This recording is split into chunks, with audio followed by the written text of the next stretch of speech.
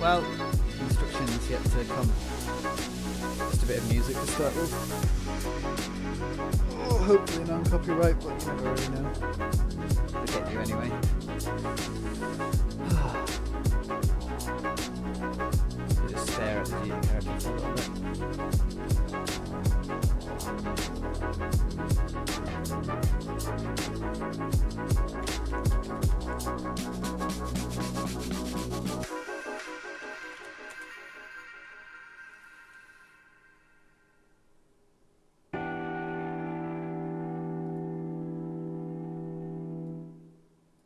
That's the idea, the music's meant to drown me out. It's gotta be loud. But can you hear me now? Or am I very, very quiet?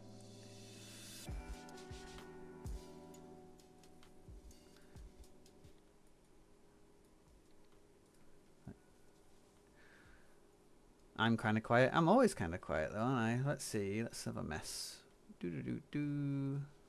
That's fine. Advanced audio properties. Microphone. dB. Let's turn this up to 20. How about now? Are we any better? I'm at 20. 20 decibels. This should be blowing your ears off, in theory.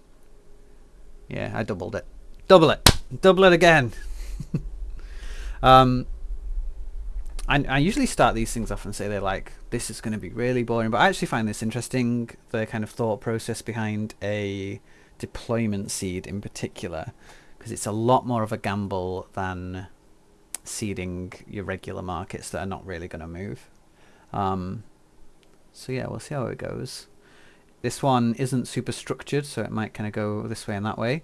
And I'm going to actually try and create a basic seeding list. You can see I've got like loads of seeding lists here, like there's some capital ship items, or items that are in the Caldari LP store, items that are in the MR LP store. If people know me, they'll know that I like the LP stores and I trade in those. And then this was from a previous stream we did. We did some like items that maybe would be appropriate that we found for New Bros. The most expensive being about 100 mil for a Skybreaker. This is just all of the salvage, but the salvage list on the other side is a bit annoying because it includes some like Tech 3 salvage that I don't really care about. Producers generally find that themselves. Haven't touched spreadsheets online in a long ass time. Well, that's kind of how it goes with Eve, isn't it? I like very rarely actively on dock these days. So you should be able to hear me and the music now. It's picking up both. But I'm still doing a lot of market stuff. I think my total value's getting close to 300 bill now, which means once it gets to about 400, I think I will buy a Titan, and then I'll probably never play Eva again. That's what you do, isn't it? Honk honk. I am the incorrects. So yeah, there we go. It's 8 o'clock now. Well, we've got a DM on Discord. Let's see if we can help this person. Please record that. I've been wanting to learn how to do this forever. I went hard in India, injected a roll called 8 miners and 90 reduction, but never figure out how to make ISK. Well, that sounds like you're more looking for industry stuff, and this is going to be seeding, which is kind of that, but I'm going to focus on the importing, exporting side of things. So we're going to look at our new deployment, which is in F4R2 TechQ, the Jabroni star in particular, which is this lovely cute star here. Oh, not much happening on the cute star today. Pretty empty. It's a deployment, so things happen all at once and not all otherwise. So there's a few things to start with. So obviously we've got the market here up. I've put a filter on just to give us a brief glimpse into what kind of stuff people have already seeded. So this is show only available filter with solar system on. So if we look at things like ammunition, we know that there's going to be large and medium. There's plenty of those around. We'll have a look into the exactities of prices. So we use zealots down here, so that's why that's going up. And then we also use medium ammo for autocannons. Things like sabers use small ammo, but not tons. I mean, if we probably look at the price history here, we'll see people are buying little chunks of it every now and then. This looks like a lot, thousands, but it's small ammo, so it's not that good. If you look at the large ammo, whenever they ping a Tempest fleet, it goes through the roof. So this must have been a Tempest fleet ping, 1 million rounds of ammo moved, which is quite a big amount of volume. Like if 1,900 times by 1 million, it's 1.9 billion ISK worth of ammo moved instantly, moved like straight away. That's a lot. So these are the things to look at. These may or may not be appropriately priced, and if they're inappropriately priced, then it leaves you a window to get into.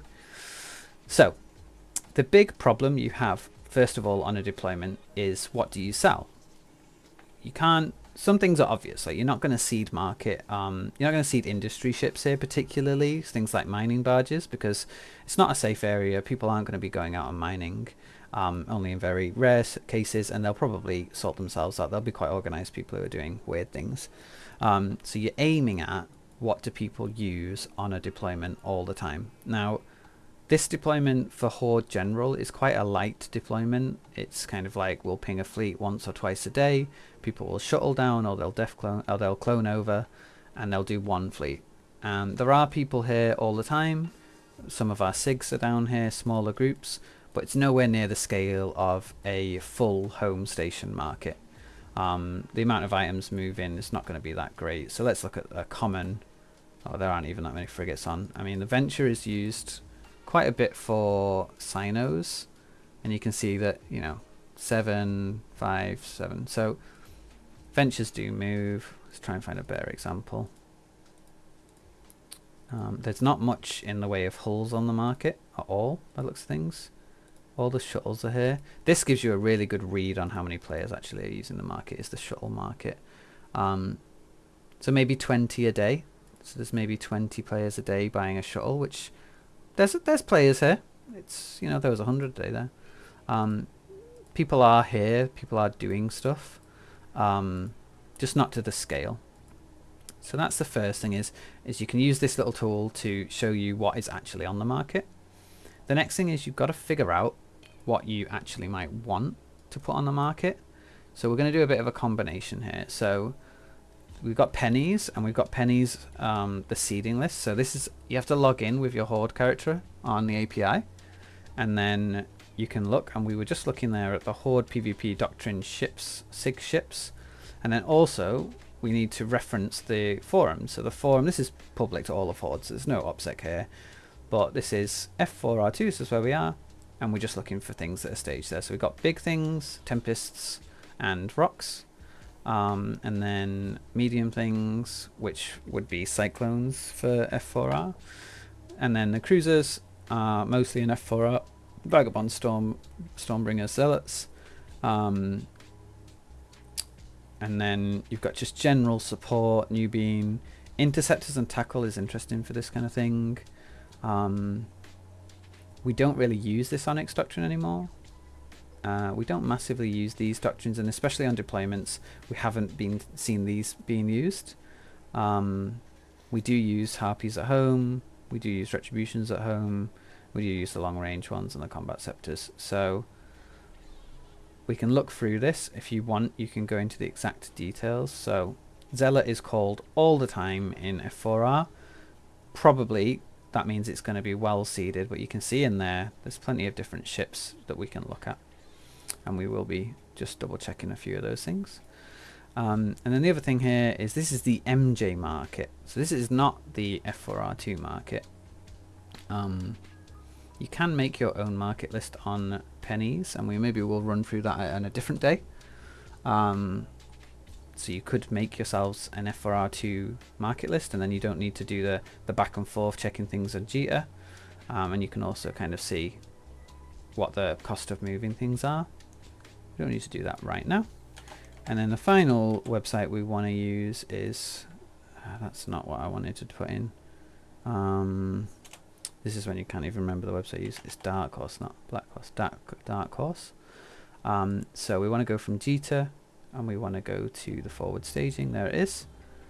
So if we look at the price from Jita to MJ, it's 350 plus 1%, and it's 400 plus 1%. This is not a huge increase, so we can kind of use our same brain space. If you attended some of the other lessons on the market, we can use that same kind of costing. 20% roughly works if you want to move stuff here. You can obviously work this out yourself. There's a little, this is essentially a way to check it. You can simulate here, so we'll just simulate some basic stuff. So if we look at tempted to look at the ammo. So if we look at the ammo for large EMP, so let's say we want to move 50,000 rounds. 1, 2, 3.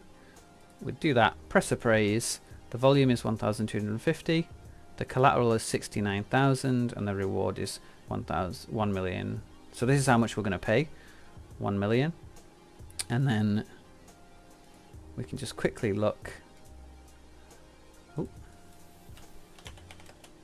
EMPL. So it's 1,383. So let's do 50,000 times by 1,383. Woo. And then we're going to add in, let's just say 2 million, just to round it out. 71 million. And then if we are going to sell it, I remember they were 1,900-ish, but let's just show it. 1,900. So let's say we're going to sell it for 1,800 times by 50,000. So you're going to make a little bit of profit there. There is a taxation, but the taxation is never going to be enough to cut into that profit. So it is still profitable to move ammo EMPL to F4R. That is an overpriced product.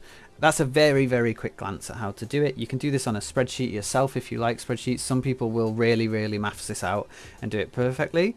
I just tend to look, and I know that I round up, so I'll say this is 1,400.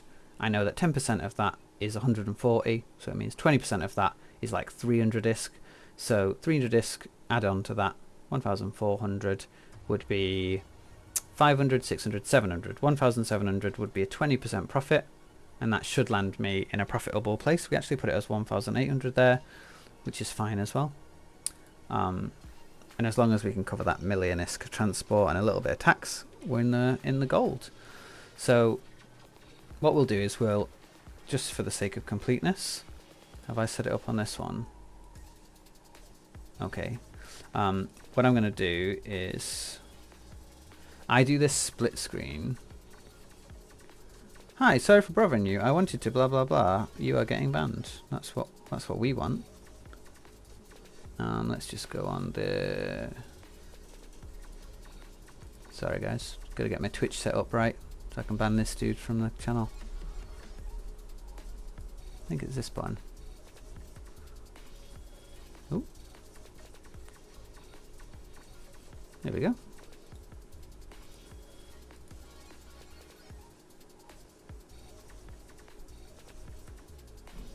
And ban.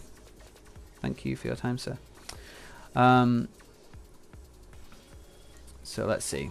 So normally I would have this split screen, but I think what we'll try and do is just make it impossible for you guys to see anything. And we'll do it a bit like this. Gonna have to make everything smaller, aren't we, to make this work out.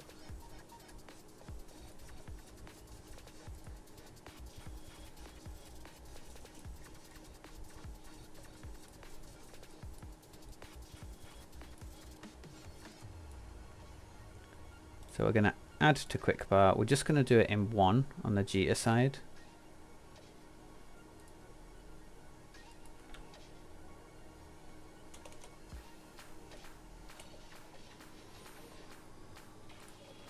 Let's have another look at Fusion.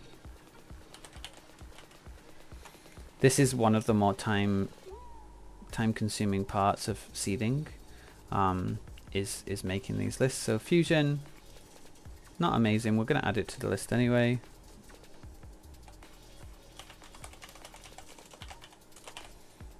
Phase Plasma. Oh, it's the wrong one. And then from memory, Sabo is good as well.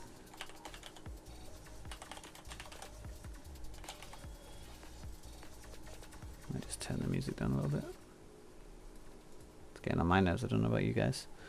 And then look at that, Titanium Sabo is like exactly the same, so that's definitely not worth it.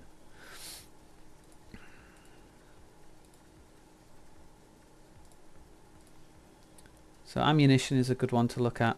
The crystals here are the big ones for the zealots. We use a lot of multi-frequency type stuff. If they're getting close on us, everyone's going to need multi-frequency. So let's look at that. So we can do the quick maths here. So what you do is you get 585,000 and then you divide it by 100. And then what you can do is you can do a copy and paste of this. So copy and paste that, 479,200, and then divide it by that. And you can see that's 81%, which means it's 19% difference. So these guys have pretty much put it at 20%. The big difference between this and the large ammo is the charge is a volume of 1. So this is tiny. So these are really cheap to move. So if we actually look into that a little bit, let's do this. Let's move that over. And we go back to Dark Horse. Let's do 500 of those and appraise them. They're worth more because they're more expensive ammo, but actually cost of moving is going to fall slightly because it's per M3, I think.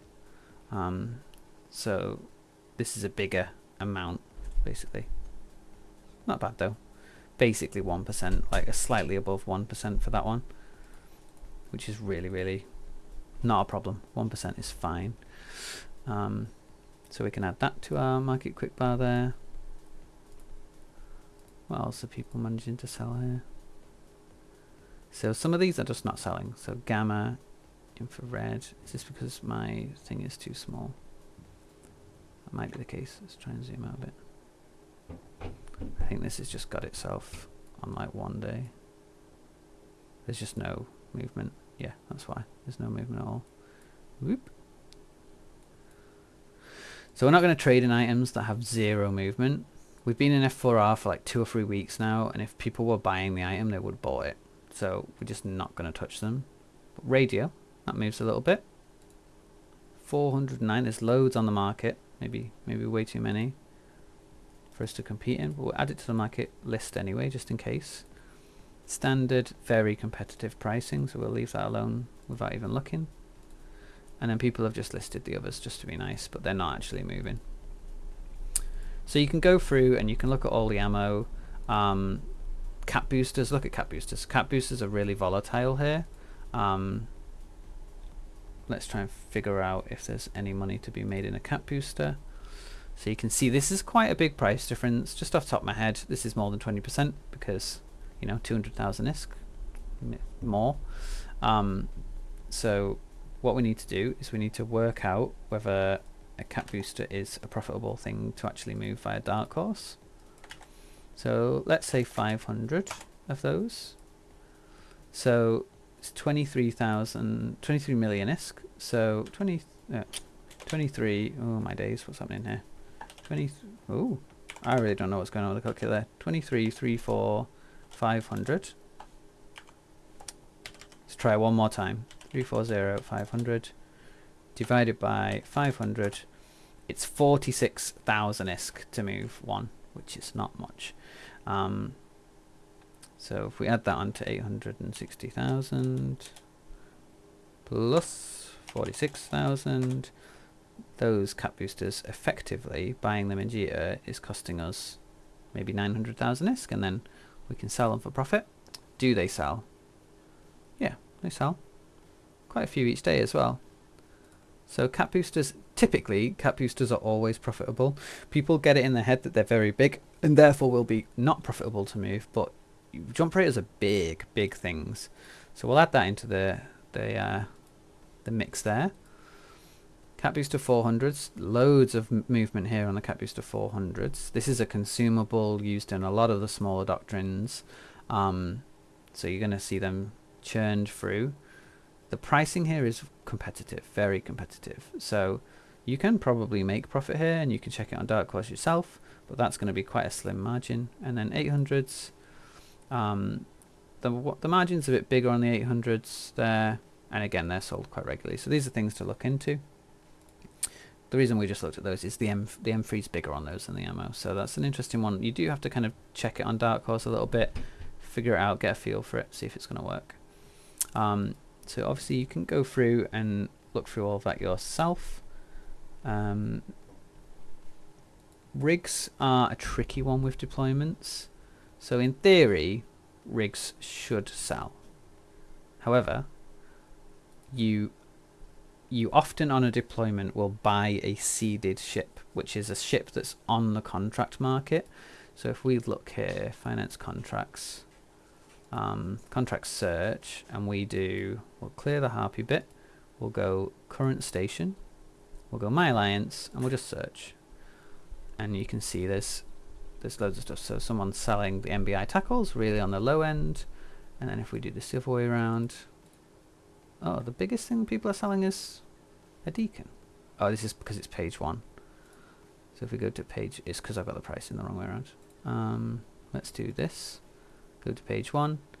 So people are selling capital ships here. So this is the Revelation.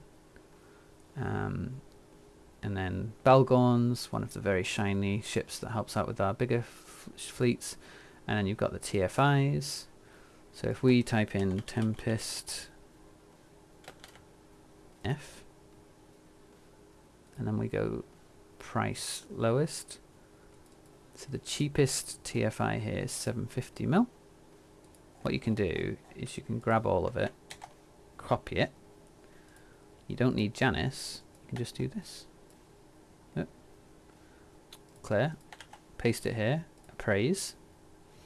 And you can see that that ship in Jita would cost you 737 and 27 million ISK. So that actually is relatively well priced. To move something big like a Tempest, it's going to be a fair bit of money. But only 20, I mean, I say a fair bit, it's 27 mil to move it. And then that's the cheapest one. The next cheapest is, you know, so that's, oh, but maths brain again. There's a 60 million ISK difference to 800 mil, 30 mil. So you could make 30 mil profit even if you were selling at the cheapest price just by moving them by a Dark Horse. And as you can see, somebody is attempting to make maybe 50 mil per. They may have made their items themselves, and it might be cheaper than the G to sell. And as you can see, we've got lots of Tempest Fleet issues. So the market on Tempest Fleet issues is healthy. This is 89 ships, but some of our bigger fights versus goons, which admittedly are quite rare, you will instantly go through all of those. These are quite big seeders, so they probably will have extras. But yeah, that's more late game. It's, you know, these guys have got lots and lots of this. This is billions and billions of SK that they've got waiting around for a big fight to hopefully happen. But looking at that, the rigs for those Tempests don't exist on the market, because why would you? The rigs are on it already. So large rigs in particular, you're just not going to see. You might see things like small rigs being put up, in particular small rigs for the interceptors. Now, I mentioned the interceptors earlier.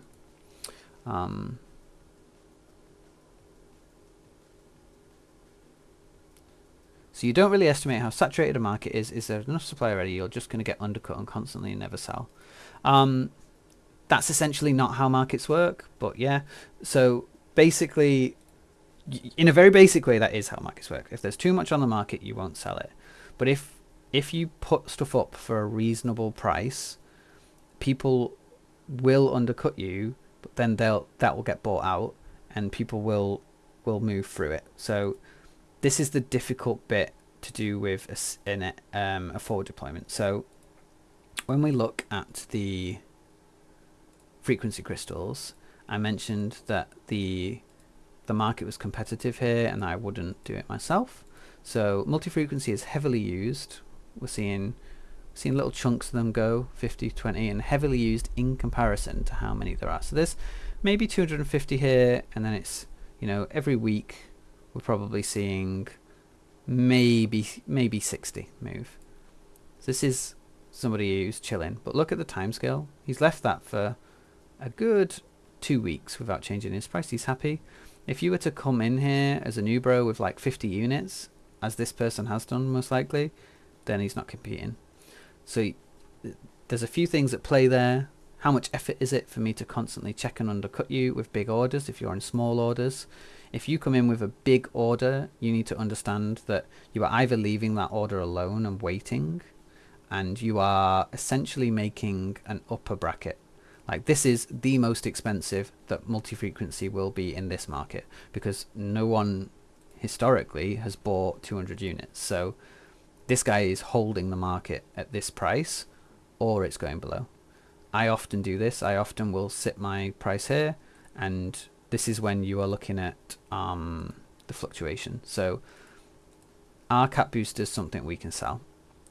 So the market fluctuation here, we're getting decent volumes. Sometimes we get big sales. I think this was a big Tempest Fleet issue situation, or capital ships maybe arriving.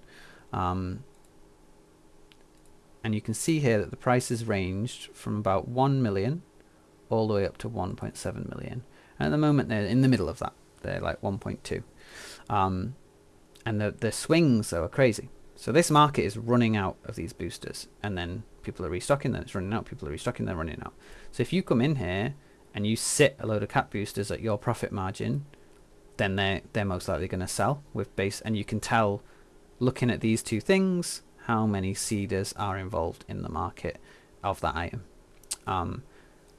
As said in the ping, all of these investments are a gamble. Essentially, you are rolling the dice. If somebody comes in and can beat your price for whatever reason, you will just lose out. You will have a load of items stuck on the market that you cannot sell. The other thing with deployments that makes it worse is if we either offensively are very successful and we move forwards, or defensively we're not doing very well and we have to retreat from this keep star, you have to move all your items. So there's a potential that this dark horse fee gets doubled because you have to move it all back. So consider that in your maths, and be aware that you are taking a bit of a risk to do this. I would say, as far as risks go in the game, it's probably one of the lower risk things. The keep star is cored. In worst case scenario, things are going to go to asset safety.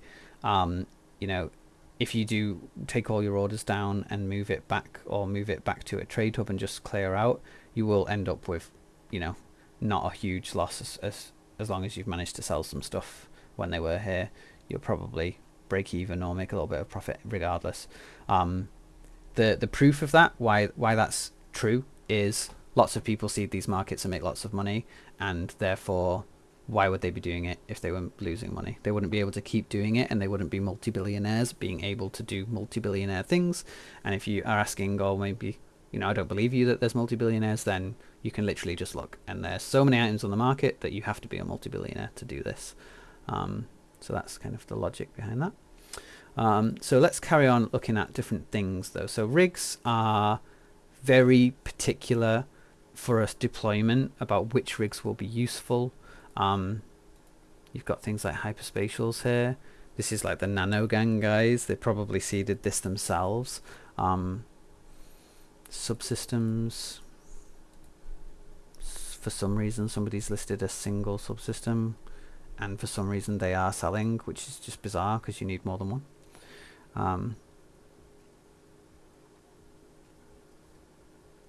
Yeah, so multi-billionaire and Eve is not much here.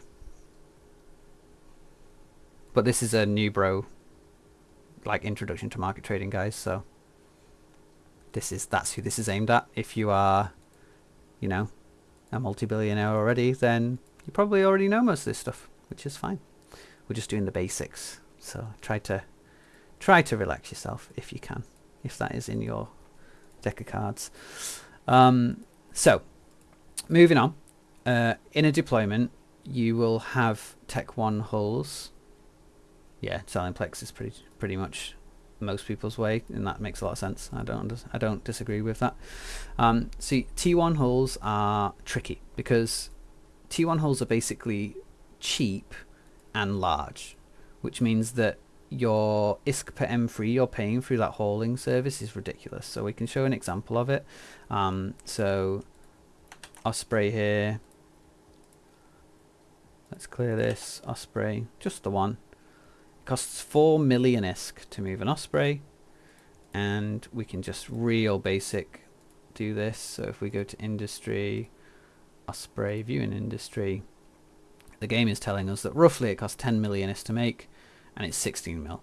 So this guy probably has imported this somehow and is trying to sell the hull at not an unreasonable price. 16 mil is actually fine. He's basically saying, I would like 2 million ISK for the effort of doing this, which is, I think, okay.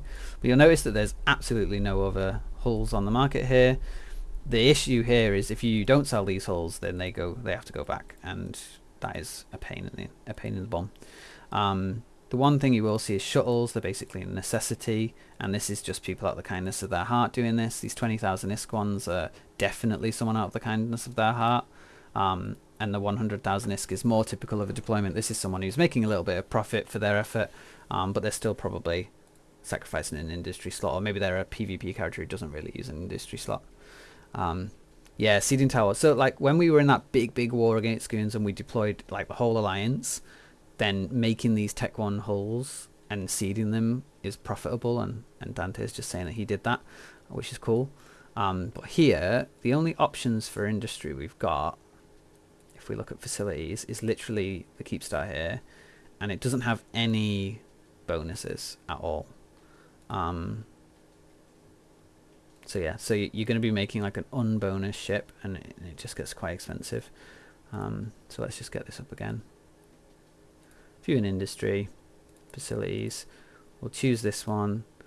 I mean, the job cost is not bad because the facility tax is really low because no one's doing anything here. But your duration is 3 hours, and then it's that full whack. You can get this down quite a bit with the Darius bonuses and stuff, so it's maybe worth it. So Tech 1 hulls, maybe not the best idea. Tech 2 hulls, especially in some of the frigate-y type stuff, might be if you also seed the useful modules to use them. And this is really where it comes in a bit tricky. You can see here that they've seeded a load of mic warp drives and afterburners, which is great. That's a very basic item that you need for these kind of things. We will most likely find that they've done cargo expanders, nanofibers. So let's have a look at the cargo expander here. So cargo expanders. So this is straight off the bat. I know that's profitable to move, but let's just check. Let's look at 25 of these. This is a proper Nubro level. So it's cost you 10 million ISK. It's going to cost you 150,000 ISK to move. And the difference here is huge. So if you were to list these at, 550, I don't think this person's going to notice that much. And even if they do, look at that. Like, there's loads of variation here in the market. These expanders do sell, and they do sell in reasonable quantities constantly. This is one of the things that people forget to bring with them, that they need for certain things. Like if you buy a Venture and you want to make a Sino out of it, you'll put expanded cargo holds on it. You'll notice as well that there's only the Tech 2 versions here. You could import the Metas, and some people might prefer those, a little bit cheaper maybe for them.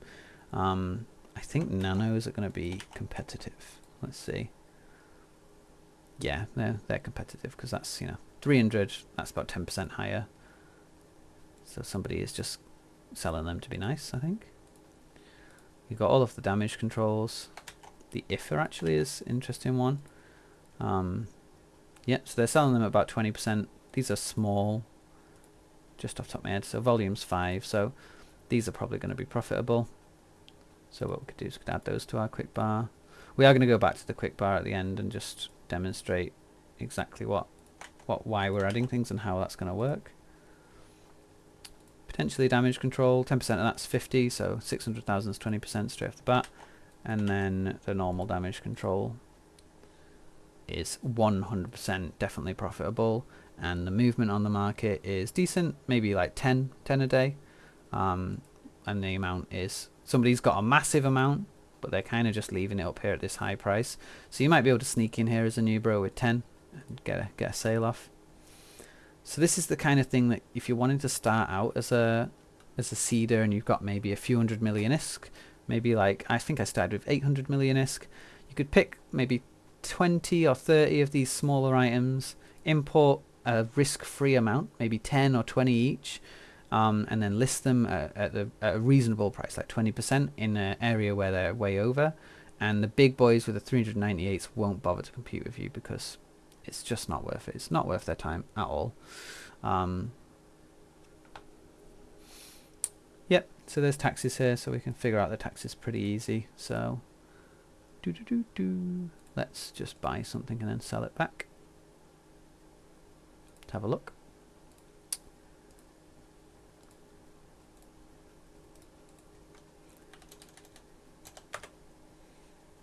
Oh, yeah, that's the right place. I got confused because I've got the screens really small. Ooh.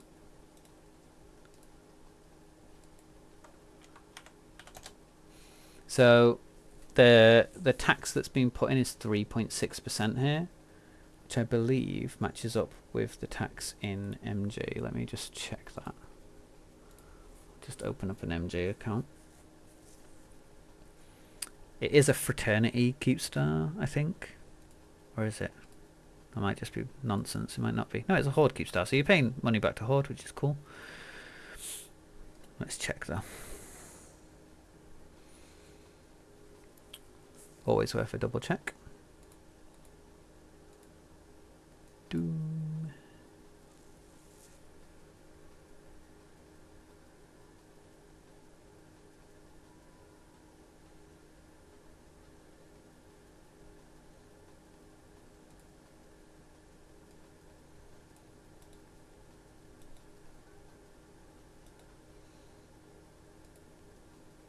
So in MJ, it's 4.48, which I think has gone up.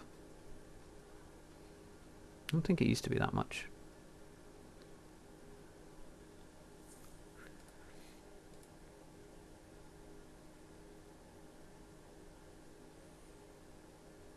Or potentially it's the broker's fee. Is it the broker's fee?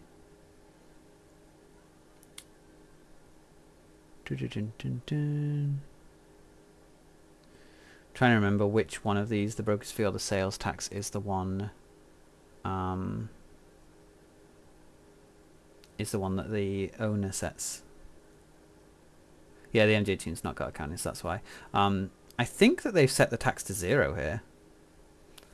All the more they're making it, they're incentivizing people to put stuff on the market here. I think I think that's the way it works. 1.5. Yeah, 1.5 rings a bell as to what Horde set the tax to. Yeah.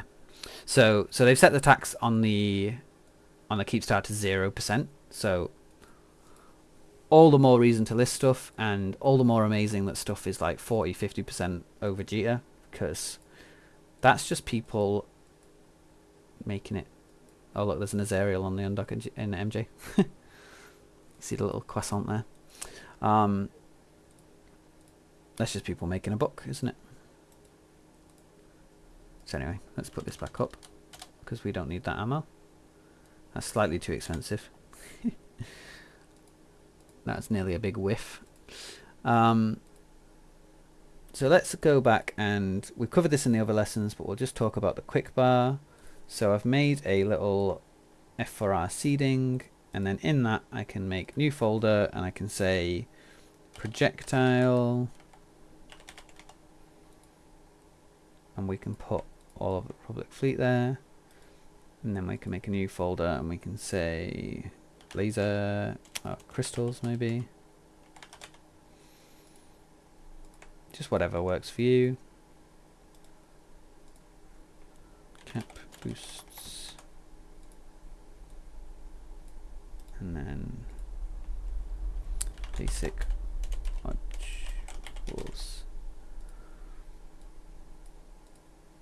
Other things that might not be here is all the tractory stuff. MTUs. So let's have a look. I don't think MTUs cost 14 mil. It costs 10. How much does it cost to move 10 MTUs? Let's have a look. Not much. 1.4 mil. So you could move 10 of them, and you could list them for maybe 12, maybe 13. This one might be a bit trickier because that guy's only got 40 up, but look at the movement here. Yeah, I think MTUs are probably something that you would be fine getting away with moving. You can move these little tractor beams, but yeah, I'm not sure it's worth it. I wouldn't move the, I think the Magpies are super expensive, aren't they? Yeah, 300 mil. I don't think people would be using Magpies here. I don't think people should be using pack rats, but they might be. So you could gamble and move like a pack rat or two and see what happens. Just as a little experiment, but I wouldn't bother.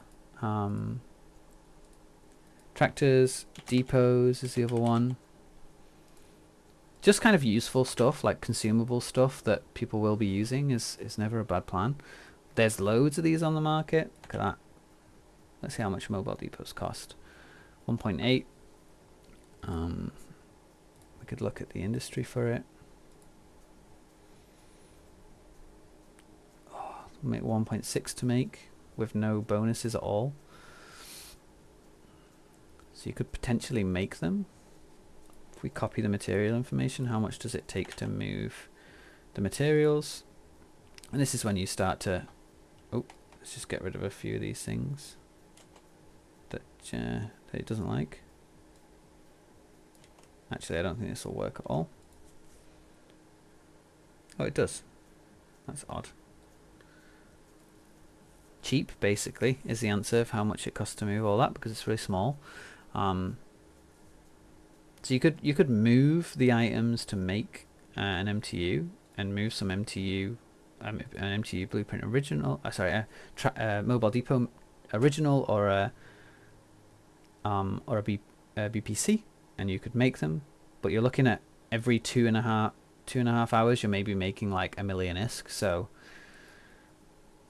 well, less than that probably, 500,000 ISK. So might not be worth the use of your industry slots.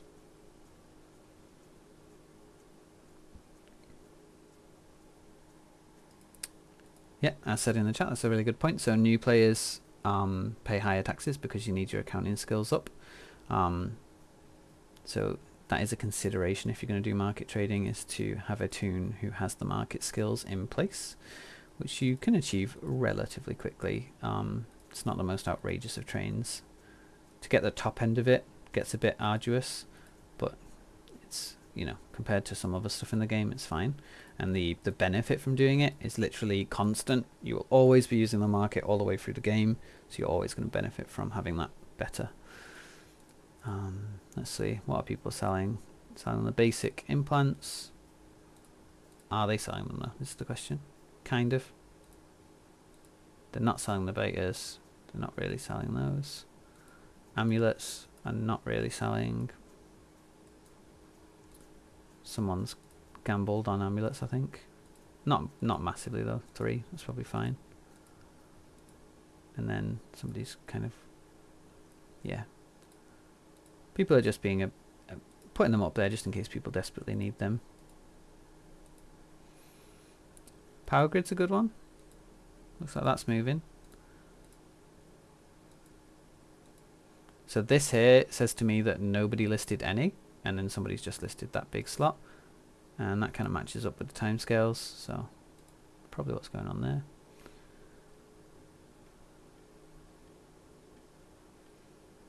There's no efficiency on the structure here, unfortunately, but yeah, the blueprint would help a little bit.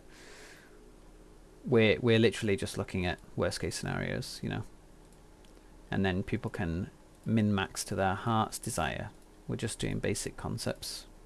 It's good to point out though, you can improve the time it takes to make things.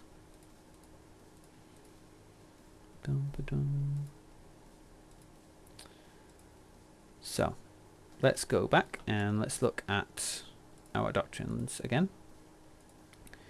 So one thing we're going to look at is,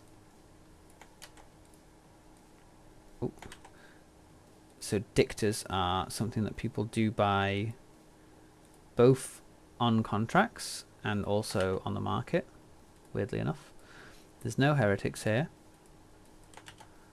They're a destroyer, so they're not huge, and they're tech 2, so they are valuable. G is really low on heretics. Like, that is a huge spike. So heretics are normally like 50 mil on average, and they've spiked all the way up to 78. So I mean, I would hold off buying this just because of that, but we're going to use it as our example just to see how much it costs to move one.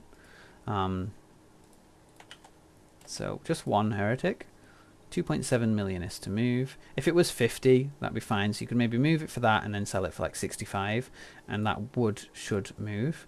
Let's look at heretics in MJ.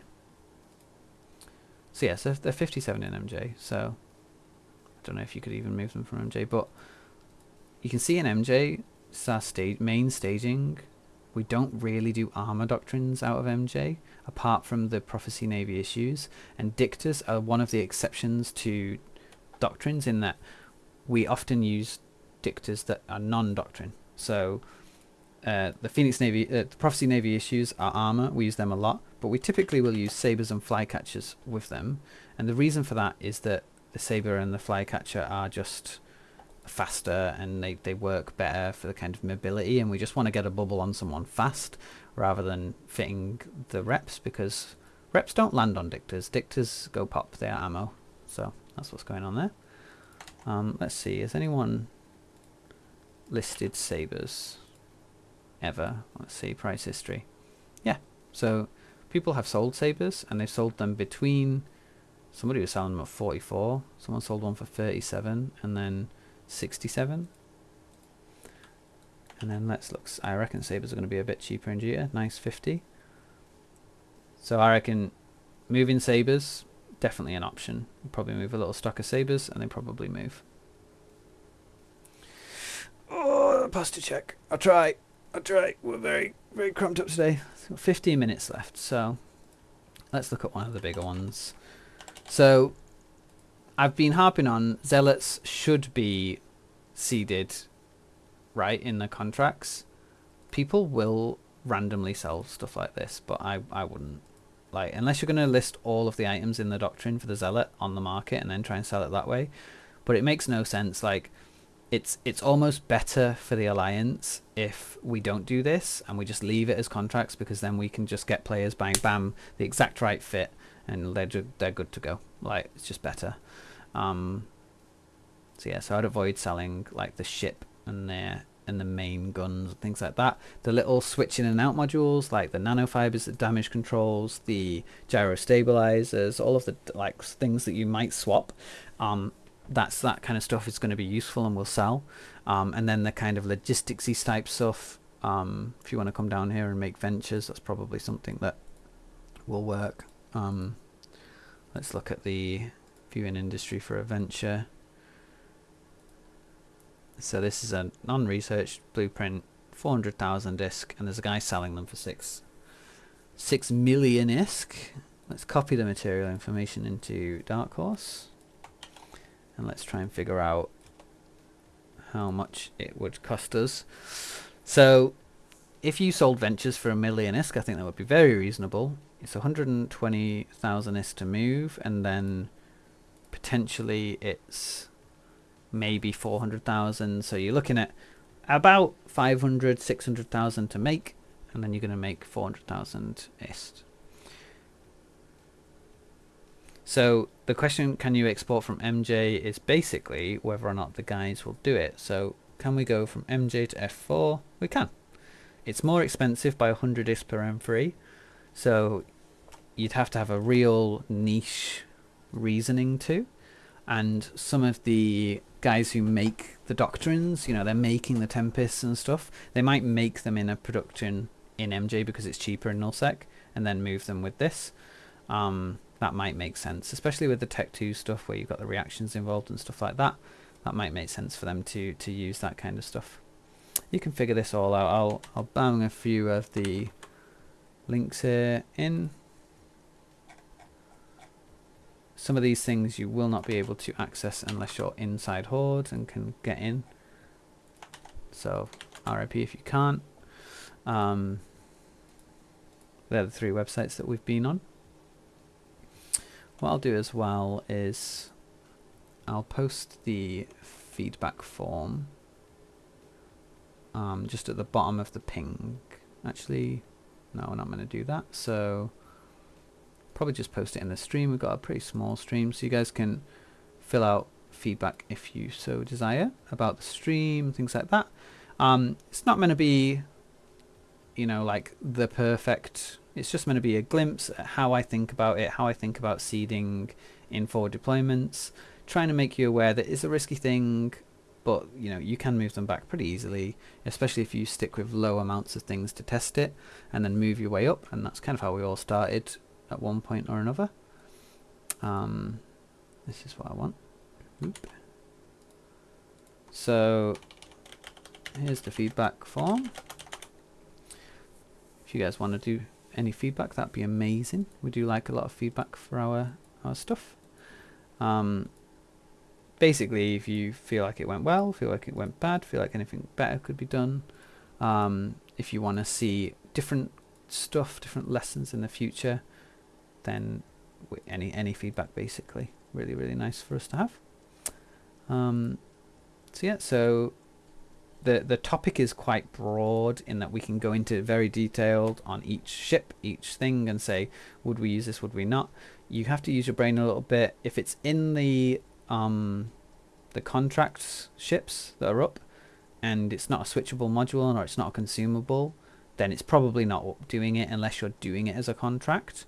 Contracts can be a good way for new bros to get into things if it makes sense. There's a hell of a lot of competition in the contract market, and I did do a bit of it, but you're generally going to get outcompeted by the very experienced players.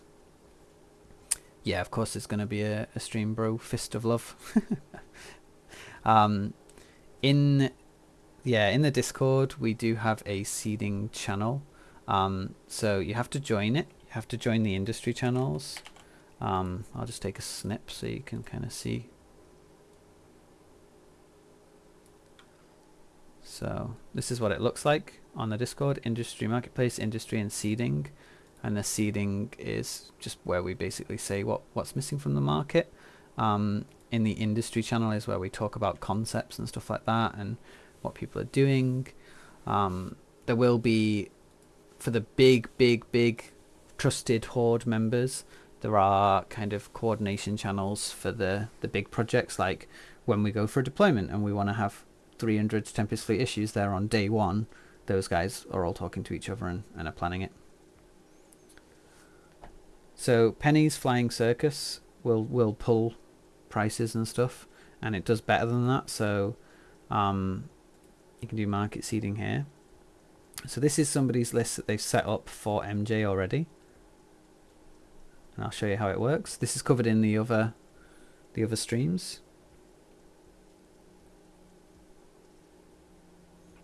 Yeah, there is a seeding sig. You're not in it because you've not been invited. You'll get invited when people want to invite you. It's private, basically. That's how that works, and that's how that one needs to work, because seeding is... Market PvP is a big part of deployments and stuff, and it needs to be private.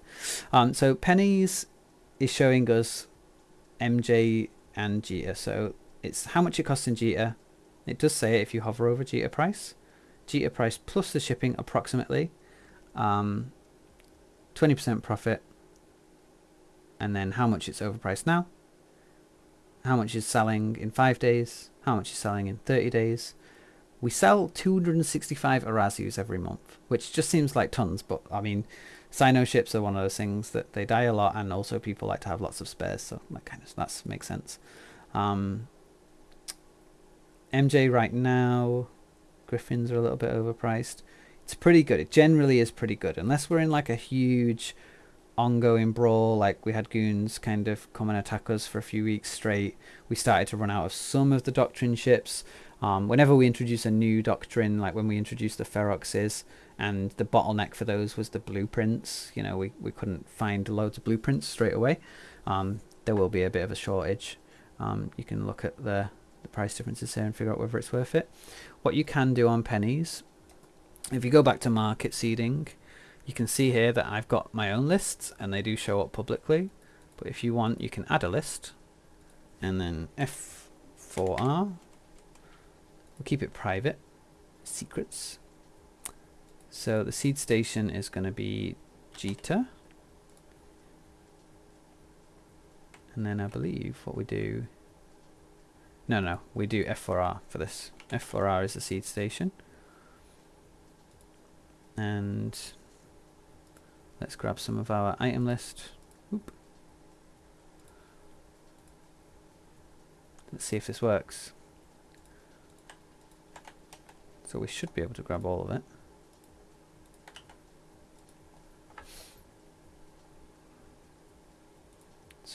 Submit again.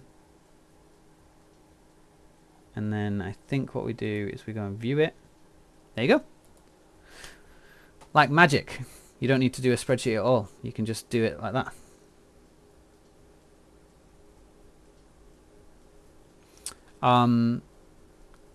That seeding group for the big projects is literally nothing to do with profits. It's more to do with like who can actually achieve this regularly. Yeah, they will make profits, but a lot of the time you can make the same profits. Like, you know, it's just having the heads up of where they're going and stuff gives them a little bit of an advantage, but they're benefiting because they're committing a lot of resources to the alliance, and that means they can't do other things, and it means that they're kind of on the hook for it, so it kind of turns into a bit of a job. It's a double-edged sword, you know. They're like super hardcore industry guys though, you know, they're the guys with the 12 accounts and they're doing a million reactions at once, and then the kind of downtime is just multi-box mining everything. So yeah, that little quick bit there about how to set up a penny seeding list is good. Like this is accurate, this is fine. As you can see, what we learned in the stream, we thought EMPL was probably our best bet, and that is correct. EMPL is our best bet. Let's see if we can just see how this works actually. Can I? No, I can't do that. That's annoying. So I think we'd have to, we could get rid of these groups and just do it ourselves, but let's edit. Oh. I think you can like add in like a multiple seed stations. Not sure. I'm not gonna try.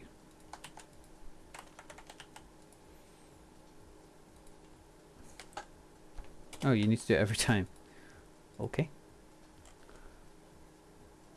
So this, yeah, this list could be weird. So yeah, the damage controls, Radio M, that was another one. The cap boost to 3,200s. It's not got the 5 and the 30-day data yet because the market's not been around that long. I think the market's been around for 2 weeks, so it's not able to pull historics properly for that. But it can do the snapshot. So yeah. So go and set up a list for yourself. Look at the items you might want to sell. You set up a character in Jita, you set up a character in F4R, send a few, you know, little testers. Everything with the market, you can just test it. You can just send in whatever is appropriate for your wallet. Don't spend all your money and see if it works. I found that a winning strategy. I found that my approach is to keep it relatively low priced and then not touch the orders at all. I just leave them. And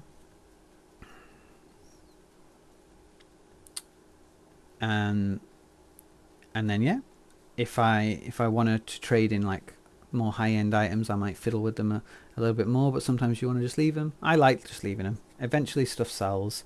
A relist every I believe it's every 3 months.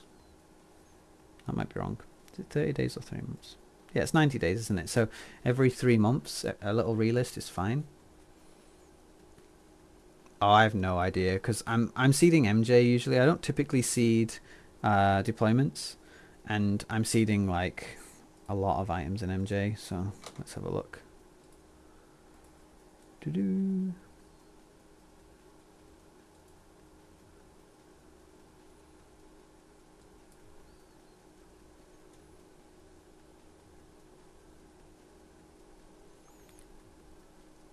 Oh, the people in charge of the SIG are leadership of Horde, like Scobbins, basically. So people who want the stuff on the market to shoot bad guys. Like, it'd be pretty stupid to leave the marketeers in charge of that.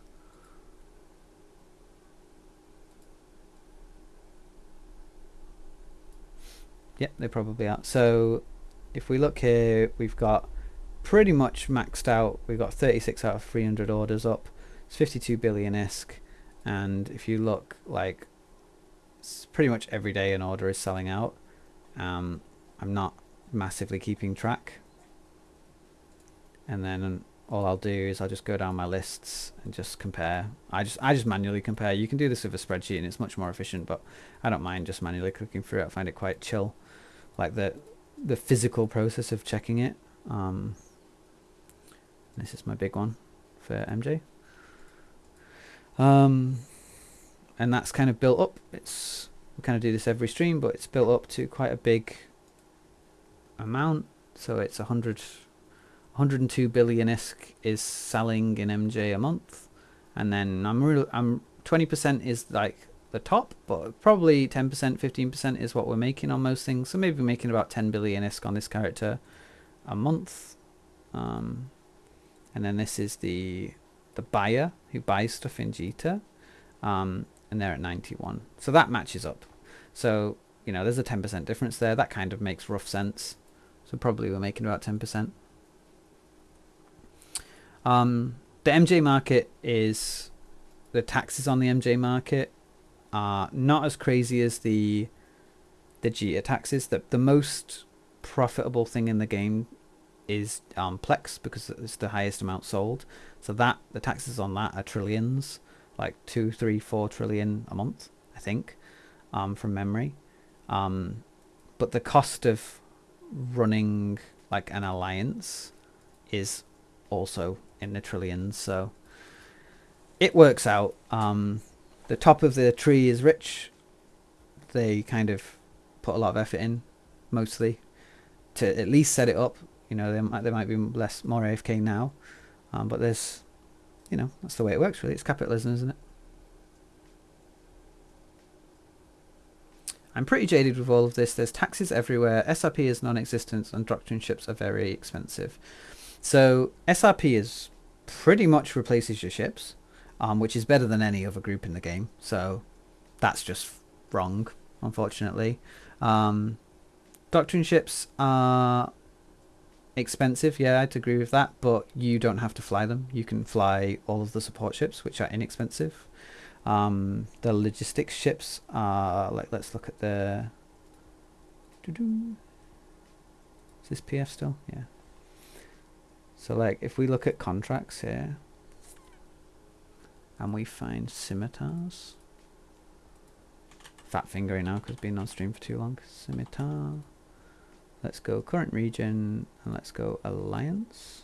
This might not work because I might spell scimitar wrong. The scimitar is 240 mil. The SRP for scimitar is basically 200 mil, which means that you need to make 40 mil for every scimitar you lose, which I think is pretty amazing. Yeah. I've had a different experience with SRP. Are you in Horde?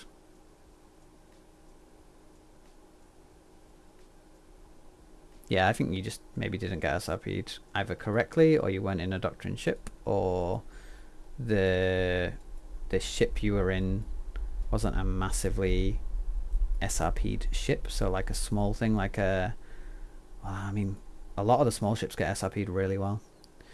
Yeah. I don't know. Generally, when I find that people are like jaded because they feel like the man is like pressing on them, it's because you're misunderstanding the situation. Your perspective is like quite limited. You're either not very far into the game, or you're not aware of the ISK making opportunities. So it feels like everything's super expensive, where actually if you like put your feelers out and you kind of play the game a bit more and try a few different things, you'll suddenly be making like 100, 200 mil a play session, and things become quite affordable quite quickly, even with low skills. And then SRP and things like that become a secondary point. Like I'm going to do the old man thing, but I like started the game and we didn't get SRP back in the day. You would go out and play the game and then you would buy the ships yourself. And if you wanted to play the big ship game, then you would invest in that and, you know, figure out IS making opportunities to do that, or you would, you know, use your credit card. And it's a hobby at the end of the day. 15 quid's going to get you a month's worth of Plex, which is like, it's like 2.5 to 3 bill, and that's kind of puts you in the top end of ISK needs. You know, one of the top end SIGs I joined basically cost me about 10 billion ISK, which is like 60 quid. And if I was going to join any sports club anywhere, that would be pretty much what the insurance cost, you know. And then they were fully SRPing ships perfectly. So once I'd done that initial investment, fine. But yeah, I mean, the market seeding for deployments in particular is something where you are gambling on the state of the conflict, and it is risky, and it is one of those things that will really, really grind you, like if it goes wrong, and you can easily get jaded. So I wouldn't recommend it if you're going to put like all of your eggs in it, but it's just one of those interesting things where it's quite unique to EVE. You can make good profits, and not a load of people are looking at it. So as a new bro, if you take it carefully, take it slowly, and do small investments first, you can get your start in the game just by doing things like that. MJ is quite competitive on the obvious things, and then less so on the less obvious things. And I'm not going to say what they are because that's where my money's made. But there are lots of items in MJ that make plenty of profit, and then you kind of go down. It's just where competition is. So Jita, there's loads of competition. Really quite hard to get started there, but obviously lots of people do trade in that area, and that's because the amount of trade there just can collapse markets and expand them just boom, like that, and you can use that. That's more of an investment. It's more of a understanding the wave of the market, the ups and downs. And Eve Oz, if you ever watch his stream, Eve Oz covers that concept really well. A lot of his trading is long-term kind of, I know this item's a little bit less than it should be, so I'm going to buy a load of it, and I know it'll probably jump up to a bit more than it should be, and I'll sell it then. That kind of thing. Whereas market seeding in a deployment is more, do I think this conflict's going to go on for the timescale I want to sell things in? So 50 damage controls sell a week, and there's 2 other people trading in it, maybe I'll move 10, and I think the conflict's going to go on for 3 weeks, so hopefully those 10 will sell in those 3 weeks. That'd be pretty much definite that would happen. If you think conflicts do just end, like the World War B2 conflict dragged, and for like 2 months people were, you could see it in the market, people were like slowly pulling out of the market, and the market was getting less and less competitive, and there was more profits to be made, but it was kind of this kind of, oh, when's it going to collapse? And then one day it collapsed, and we all had to move, billions of ISK of items out. So that was interesting. I actually was moving stuff back into the market when the collapse was happening, because expanded cargo holds, the haulers, interceptors, shuttles, they were all desperately needed, and you could put them up for double the price and they would instantly sell, and people were putting them on, expanded cargo hold should be like 500,000 ISK, and people are putting them up for like 5 million ISK, and that, is small in the one item, but 300 people needed 2 of them, so you could sell like 50 at 5 million ISK, and suddenly you've turned, I can't do maths in my head. Let's do the fun maths on this project. This is something that I basically did. So 500,000 times by 50, 25,000, and then we're basically timesing it by 10, aren't we? So 25 mil, I think it was, times by 10. So made 225 mil just because people needed it. I think it's fun. It's definitely not for everyone. It's definitely, you can burn out on market stuff. So you'll notice that my streams are really irregular. I try not to play the game too much. My girlfriend helps me a lot with that because she tells me not to, which is good though. It's good to have that person in your life being like, you've been listing things on that market for 2 hours now. Do you want to stop? Like, this is a bit too much. You can see here I've got a lot of reactions up in this station, and this is for Ferrite Carbide and Titanium Carbide. I don't know toffee about reactions, and I just kind of did this because I have too much ISK, and yeah. People keep telling me that it's really hard to sell the constructed products, so maybe there'll be a stream where we use this to make stuff. It's kind of one of the core reactions for making useful things. So if you get Ferrite Carbide, you can turn it into, I think these trigger units are used on ships. Let's see. Oh, they're used in guns. Some of these Tech 2 fighters, Tech 2 things, fun Tech 2 things. What was it? Is it this one? Is this the one that's shields? Oh, this is used in ships. Yeah, so Ferrite Carbide is used in all of the Minmatar ships. And then Titanium Carbide is like the Caldari, I want to say, version of this. Let's see if I can figure it out. Boom, I'm right. So yeah, so that's like the basic reaction. So maybe I can go and invent some of these blueprints and then make some. Let's look at the crow. What do I need? I need to make quite a lot of things. But yeah, maybe we'll do a stream about that one day if I ever get crazy enough to do so. But yeah, that is the stream. Thank you for watching. About 10 to 15 if you watched throughout the whole thing, which is amazing. Like, it's pretty niche. And I don't stream very often, so that's pretty cool. Hopefully a few of you guys are from Horde and have been inspired to try your hand. There will be a recording of this. Hopefully it's not too dull. I know some people do watch the recordings when they're kind of having their morning coffee and stuff, and good for them. But yeah, have a lovely day. And what does that guy say on Instagram? He's like, I'm delicious. I love that guy. He's great.